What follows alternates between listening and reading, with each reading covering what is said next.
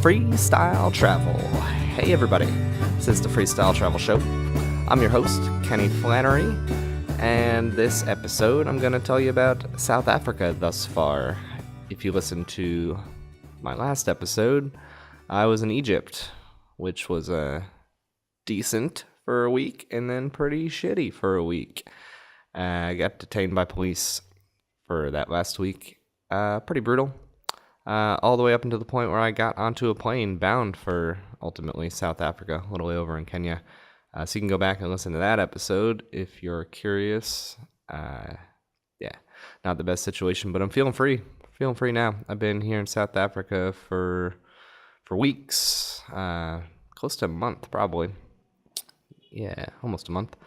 So started there in Johannesburg, and the idea for pretty much, I've never been down here, so I wanted to come down anyways, but this opportunity in Cape Town, which is where I am now, to cat sit for a friend of a friend who is leaving the country.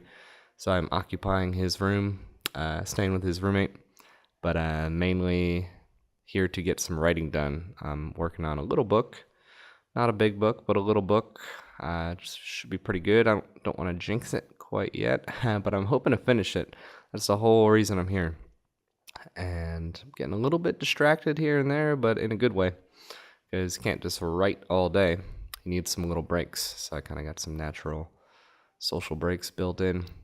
It's been a lot of fun, actually. A lot of fun. But up until getting here, I was pretty much hitchhiking from Johannesburg to here. I'll tell you the whole story here. There's a big hit of generosity right in the middle. Kind of came close to getting mugged right after that, and the two are kind of linked because one saved the other.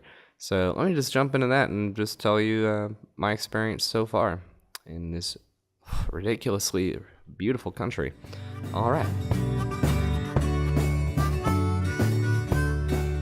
so like I said, I started here in Johannesburg. I stayed with two different couch surfers, actually. The first one was a guy who really likes beer, so that's why I stayed with him. He has done some home brewing, so we ran around to some good beer spots. I did some stuff on my own. Eventually linked up with these other couch surfers, these hosts, apartment with 3 or 4 people. I met some volunteers and some students. Stayed an extra couple days. Did a lot of walking around Johannesburg, which I like to do. Just like to walk around cities and bump into whatever I can bump into. And yeah, there's a lot of muggings and stuff that go on in South Africa. A lot of stories about it anyway. So I actually kind of felt better about the situation because, like I said, I walked all over the city, and then I'd come back and tell this girl, one of the students I stayed with, where I walked, and she was like, "You walked where? You went over the Nelson Mandela Bridge, blah, blah, blah, like, and you still have all your stuff?" I'm like, yeah. So after that, I kind of felt better, because, I don't know, these neighborhoods and stuff I walked through didn't seem too gnarly, and, like, they seemed really public, you know? Like, yes, you can get mugged in public, but it's a little bit more difficult. Put yourself in the shoes of the mugger. You'd rather get someone in a more secluded area, usually. Not a lot of witnesses. I understand it can happen, whatever. People can be bold, and while other witnesses can be just nonchalant. So, yeah, there's another one. That guy lost a phone. But anyways, I was feeling a little bit better about it. I was like, all right, I believe all these stories. I believe this is something I should watch out for. Pardon me, but yeah, not super concerned. Until later. Later got a little bit more dodgy and apparent that I'll get to that. So I hitchhiked out of Johannesburg. I had a couch surfing host set up near the Drakensberg Mountains in this little town. So that's where I was heading to. So I walked like an hour and a half, 2 hours from where I was staying to get to like a hitchable spot on the highway. And at first I was feeling really good about the hitchhiking situation because I got a ride within like 10 minutes. It was a really short ride actually, but it got me from that highway to the north-south highway. And I was heading south. So I was like, all right, cool. Wow, got to ride super quick. But then it just got slow. So I'm just walking down on the highway itself, and just hours were ticking by. The only person who stopped was someone who wanted money. And I had heard that ahead of time, that while hitchhiking, there's a decent chance that people would stop and ask for money. So I was a little bit concerned about that, and that kind of met those concerns right there. Because, these people wanted money. And as soon as it started to come out of my mouth that I did not have money, they already were putting the car in gear and driving away. So I was like, all right, this is going to be slow, because I'm just walking out there getting sunburned. I finally get a ride from this guy. He's going 20, 30 minutes down the road to a little town called Heidelberg. And this dude's like, what are you doing out here? Like, it's super dangerous to be hitchhiking. People are going to try to, whatever. That's where he kind of like stopped, like, I don't know, maybe rob him. Like, he didn't have anything specific. And I was like, so what's the deal? And then I've seen other people hitchhike, but still, and then he still dropped me off, and he's like, it's a good spot. Even after all these warnings, he's like, I see people down there. It's a good place to hitchhike out of the town right here. I'm like, okay. Kind of talking out of both sides right now. But I walked down to the road, and at this point I'm feeling pretty sunburned, fairly tired. And I walk ahead until I get to this little underpass and standing there in the shade. And already it's getting later in the day. And then out of nowhere, this dude pops down. Like, there's a big field, I don't know, around me. And this dude pops out of nowhere with this girl. And kind of startled me, actually, because they came up from behind. I wasn't expecting people where I was. But he was just, it looked like they were hitchhiking together. And I kind of sat down because he just automatically started thumbing. I'm like, didn't see me standing here doing the same thing. But I'm kind of like already just tired. So I just sat down. I'm like, I'll let them hitch a ride. Maybe they'll hitch a ride that we can all pop into. I don't know. And turns out, after like 15 minutes, the car stopped and just the girl took off. So I guess he was just hitching a ride for her. I later found out there's a sign. Like, I'm used to sticking my thumb out, and I've seen people doing different motions. Like some countries are different. Like, you wave your hand a little bit. Or in his case, he was just putting like his index finger in the air, pointing to the sky. Later, somebody told me that means you need a ride for one, which makes sense because there's the two of them. And so he was like, yeah, one, which probably meant her. So he got her a ride, and then he just walked off into the abyss. I was on my own again, trying to hitch rides, and no one stopping. Not a ton of cars either, a fair amount. So finally, I texted the couch surfing host that I had, and I'm like, there's basically zero chance that I can make it tonight. Because even if I had a car, I'd be getting there at dark. And she lived way off the highway, like off the main roads, a bunch of junctions. So even if I were to have hitched a ride right then, it probably almost certainly wouldn't be going directly to where I was going. So I texted her that, and she's like, where are you at the moment? I told her Heidelberg, just south of Johannesburg. Like, I barely gotten out of Johannesburg, like 20, 30 minutes down the road. And she's like, oh, well, my son. She's like, I completely forgot. My son is leaving Johannesburg, and he's coming home. And I'm like, oh, okay. And she put me in touch with him, and he was 15 minutes up the road, just barreling down the road south. So, like, literally 15 minutes later, I'm hopping in the car with him. It was perfect. Just great, amazing timing. And obviously, he's going directly home. So that worked out really well. Popped down with him. And also, it turns out this, like, couch surfing situation, and on their profile, they mentioned, like, owning a hotel or something, where it turns out that was it's like a big resort, like a really nice resort. And instead of being on a couch or a spare room with them, like, they put me up in one of the rooms, like, gave me the keys, like I was, like, a guest there, So much fancier than I anticipated, and was having meals and stuff with them. Really nice. Oh, man, beautiful. So the next day, the same dude, the son, who was my age, and he'd been to, like, Chico, like, he was talking about going back and forth to the United States, like, a couple times a year. And I was like, whereabouts? He's like, California. And I'm like, well, where in California? He's like, Chico. And I'm like, it's one of my towns, man. Pretty cool. So he gave me a ride to this kind of hiking area the next day. And I spent like 5, 6, 7 hours, whatever it was, just hiking on my own up onto these peaks. And it's called the Drakensberg Mountains. And I don't know, that name just like seemed perfect. They're like these jagged, beautiful mountains just like ridging along. Really, really awesome waterfalls all over the place. I saw like a gang of baboons run down a hill at one point. There's a crab walking on the trail. I don't know where these crabs are living. They popped out of one of the streams or something. But it's absolutely beautiful. I think I posted a picture on Instagram. I know I posted a picture on Instagram at Hobo Lifestyle. You can kind of see the ridge. Maybe I'll post some more pictures at somewhere else at some point. Gorgeous. So, yeah, so far the most beautiful thing I've seen this year, I'd even say. Certainly in South Africa so far. Yeah, so spent another night there, and then the idea was to keep hitching towards Cape Town. Cape Town's pretty far away, opposite side of the country. And people had been telling me some things like Coffee Bay, this town, George, pointing me to a couple spots. And like, all right, yeah, I'll check it out. I still got like a week or so until I needed to kind of be in Cape Town. So I start moving along, get a ride from a truck. They're going to Durban. They drop me off at some junction. And then it's starting to become another slow one, just doing a lot of walking. Finally, after hours, I got a ride. It's pretty short.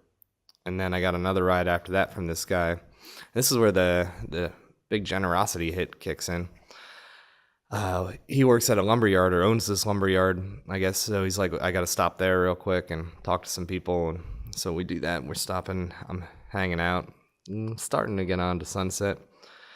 And once he's done, we pop back in the car, and he's like, so I can drop you off at Underberg, which is the next big dot on the map, town, whatever.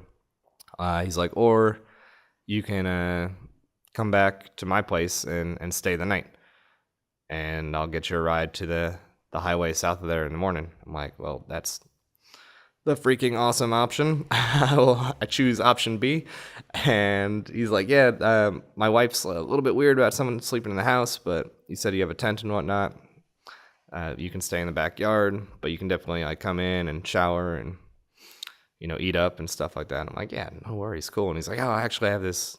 It kept escalating, like the sleeping situation. So I got this like big tent, like this Australian tent. You could actually sleep in there and be like a proper room.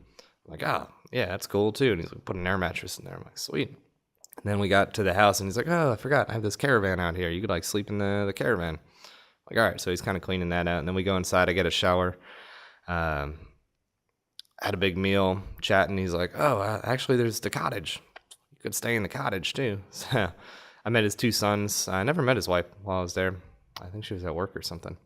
But yeah, the cottage was on his property, but it was still like a pickup truck right away. He pretty big property, had some bowls on there, and he had a freaking zebra. And the next morning when we were rolling out, I'm just like, huh? Zebra? Yep. He just had zebras for kicks. Just liked having them around. I don't think I've been pretty sure, yeah, definitely have never seen a zebra before outside the San Diego Zoo. I don't know. Maybe I've never seen one before. I have now. Just hanging out in this guy's field like a horse. But yeah, I spent the night in that little cottage. He scooped me up in the morning, had some breakfast, and then he's like, we'll go to my lumber yard. And I thought he was going to give me a ride, but he's like, one of his employees or someone he worked with was going to be heading down to this town, like 20, 30 minutes down the road. So we go to his lumber yard. I'm hanging around. And as he hands me off to this other guy who's going to give me a ride, he gives me his phone number written on this brown little piece of paper, which after I got to the next town and got dropped off, I realized it was an envelope, and it was full of money. This dude gave me 1,000 rand, which in dollars is something like $70, like significant amount of cash flow. Super generous dude, just like for no reason, just to be an awesome person. And as it turns out, like that money came in handy because things got kind of a little bit dodgy. And yeah, so I'm walking, and it's getting real rainy and whatever. I finally get a ride from a couple truck drivers, and yeah, just chatting with them. They dropped me off after an hour or so into this town called Mount Frere. I don't think I'm pronouncing it right, but it probably doesn't matter. and the main road, it was the M2 or something, is just going right through this town, like pretty slow and pretty busy town. And everyone's kind of looking at me. Not everyone, but like people I'm passing. I'm just kind of noticing that they're noticing me. Like even like turning back, like all right. I'm definitely not like sticking my thumb out. I don't want to stand out here. I'm just gonna keep walking. And my idea was I'll just like keep walking like out of town. And once I got out of town, I would start thumbing rides to the breakaway traffic, continuing east. So I'm doing that, and I get past like what seems like the last gas station in town, and I'm like, all right, I'll go to the next little feeder road, and somewhere past there, I'll start hitchhiking. But right then, this dude just like latches onto me. He like comes right up to me, and just starts like, I don't know, asking me where I'm going. And then but he's mumbling something. He's like, they called and told me you were here, and snitches and fucking this and that. I'm like, okay, dude. I'm like, where are you going? He's like, I'm coming with you. I'm following you. I'm like, oh, all right. And then he just keeps on mumbling. He's like, fucking Tupac, these fucking niggers. I got one now. I'm like, all right, this dude's a little. And he's looking me up and down. Like I can tell he's like assessing my backpack and my pockets, and you can follow people's eyes like that, and he keeps like looking back and stuff. And then these two girls across the street, they're like, oh, you got that white boy there? I'm like, all right. So I'm like, I'm not gonna keep walking. Like now I'm gonna stop at this last little, there's nothing there, but there's like a few people stirring around. I'm like, I'm gonna stop there. I'm not gonna like get around the bend in the road alone with this dude who clearly is just trying to rob me, waiting for his moment. And so I stop at this one spot and I start sticking my thumb out, and this woman just looks terrified, and she looks over at me and she's like, what are you doing? This is dangerous. It's dangerous. Like, go back. Like, you shouldn't be here with them. And I'm like, okay. She's like, you should go back to basically that last gas station, hitchhike from there. I'm like, okay. And then right then a cop drives by. She flags the cop down, starts talking to him. Cop calls me over and like, what are you doing? I'm like, I'm trying to, heading towards Cape Town, basically.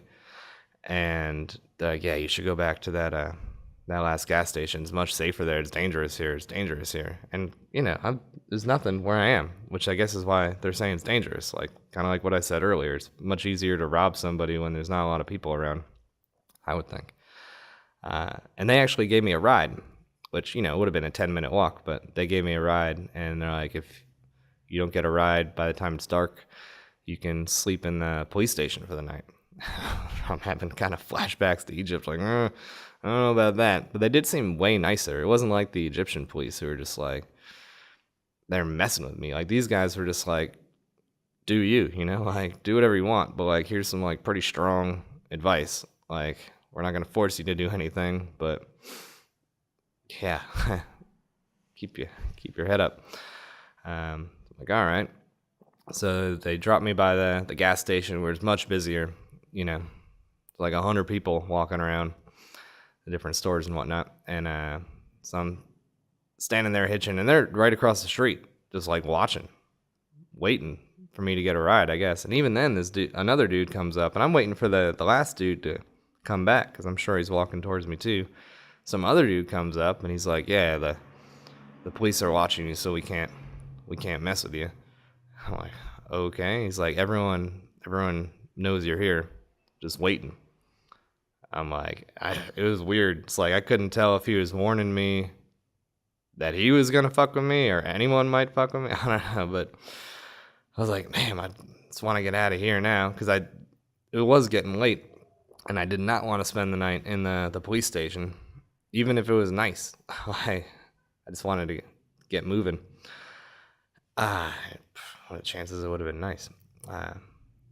So luckily, yeah, someone did stop. This woman, there's a couple other people in her car, and I pop in, and she had the same attitude as everyone else around. She's like, what the hell are you doing here?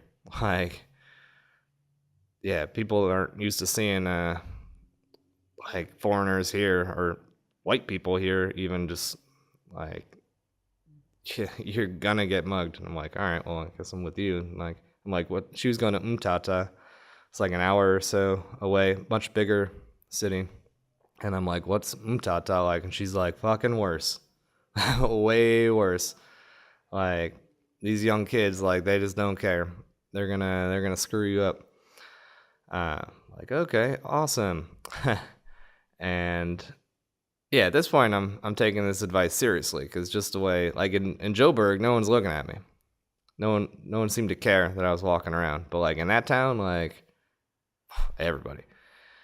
Uh so by the time she drops me off in Umtata, it is sunset. It's getting dark. The rain is just pissing down, and now she's got it in my head. All these people got it in my head that I'm just like gonna get robbed for sure. Like not maybe. So I'm like, and I hate that mindset, you know? I hate being in a mindset like that of just like fear and mistrust, but kind of got me there. And where she dropped me off, I was like, yeah. It's like I said, it's raining, it's getting dark. I'm not gonna be able to hitchhike, and yeah, freaking out and like, where can I camp? Because now I'm in like super cityscape, so it's gonna be difficult to find a place to tuck away to even camp. So obviously the other option would be to try to find a cheap room for the night. But then I saw a bus station. I'm like, well, if I'm gonna shell out money, oh, and I remember the money the dude gave me earlier, the 1,000 rand. So I'm like, now I have this money, but why get a room when I could get a bus ticket and like cruise through the night? Same thing. I could sleep on a bus, and then I'd wake up somewhere where I need to be. So it's kind of like a no-brainer. Old school travel trick, just like sleep on a train or bus, you know? You pay for your transportation and your lodging all in one shot. So went to the bus. Sure enough, there's a overnight bus leaving at 11 that night to George, which was somewhere where I'd already been in touch with a couch surfing host and was kind of the next place between where I was in Cape Town that was interesting. One of the places, one of the bigger places. So yeah, I got a ticket, used that dude's money with plenty left over actually. And even the girl at the bus station, she's like, I asked her, I was like, is there like I don't know, like a little cafe or something? Because it was like 7 o'clock. So I didn't really want to hang out in the bus station for 4 hours. I'm like, maybe I'll go to a cafe. And she's like, you can't leave like when it's dark. You're here. Like you have to stay here. Like it's too dangerous. She's like, you can go across the street to the Spar if you want some food, like the grocery store, and come right back. But that's it. And she was really nice. I'm making her sound like she was like, but she was like real matter of fact, like no, like not even remotely cool to like step outside after dark. I'm like, all right. She's like, yeah, people here are just like, she said some word in Afrikaans that meant like silly or something. I forget the word. She was calling him silly, but just, it's like, all right. So I did that. I went across the street. I got some food and just hung out there till the bus came. And yeah, then it was easy. Freaking bus. So I just hopped on, and it was like probably close to a 12-hour bus ride, really, through the night, through the morning, all the way to George. And yeah, crisis averted there, I guess. At least I didn't get mugged or anything. And George was awesome. Once I was there, couch surfing host, she was super cool, musician. Went to see some music that night, actually.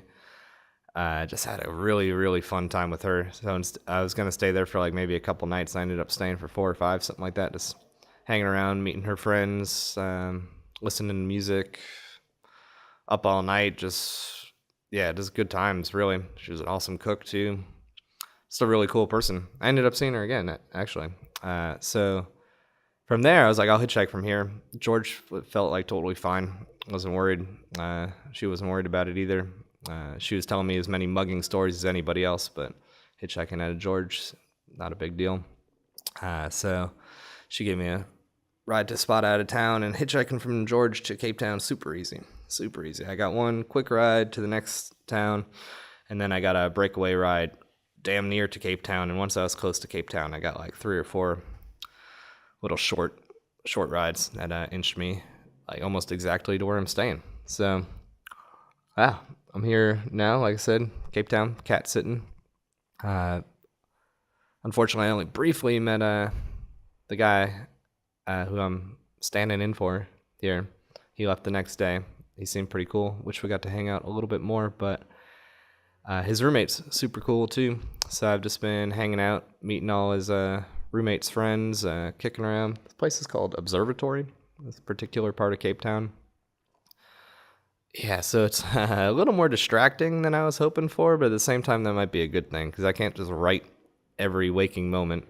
Got to take some breaks and whatnot. So it kind of works out naturally. I've been waking up, doing a bunch of writing. Obviously, I'm doing this right now, but and then right around the time that roommate gets home, I'm kind of burned out, and then something happens. We either hang out or some people come over or go out, do something. And that girl from George, the couchsurfing host, she coincidentally came here. Her family lives nearby, so she ended up hanging out for a couple nights the other night. I've been seeing a bunch of the town, meeting some real cool people. So hopefully it doesn't end up being too much of a distraction. I don't think it will, because I'm being very productive with this book I'm writing, and I think I will finish it. But that's what's gone down so far. Let me slip into the outro here and tell you what may or may not be next. Cool. So, like I said, I'm in Cape Town. I've been here 2 weeks. Yeah, I think it's 2 weeks today. And I'll be here probably another couple weeks, give or take. Just kind of see how things go. I might end up going to a wedding like 7 hours away from here next weekend. I don't know.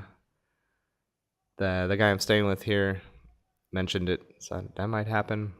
But as far as leaving from here, I don't know. I've thought about going up to Namibia, maybe through Botswana, or maybe back down to the south coast of this country. Just kind of seeing how that goes. Got a friend in California.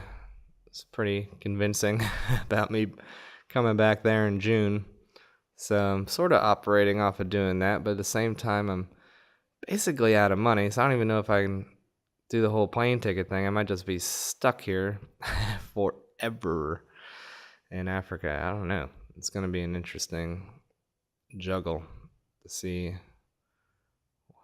about that. I thought about doing like pre-sales for this book I'm writing, but maybe that would help. I don't know. Whatever. I got weeks and weeks to sort things out. So it should be fun. I'm definitely going to enjoy the rest of Cape Town. Lots more productivity and good times to be had all around. So that's that. As always, you can follow at Hobo Lifestyle, Facebook, Twitter, and Instagram. Periodically posting little updates there. And that's that. Hope all y'all's travels are going well and life in general. And I will see you down the road. I need a new escape. With all my shit straight, I'll get my big brain.